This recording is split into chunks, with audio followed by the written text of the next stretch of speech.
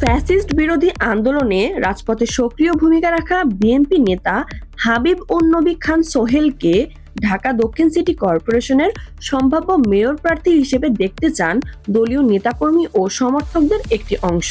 ছাত্রদল, স্বেচ্ছাসেবক দল এবং বিএনপির ঢাকা মহানগর দক্ষিণ আহ্বায়ক কমিটির সদস্য সচিব হিসেবে দায়িত্ব পালন করা সোহেল দীর্ঘ রাজনৈতিক জীবনে নানা আন্দোলন ও সংগ্রামে সক্রিয় ছিলেন।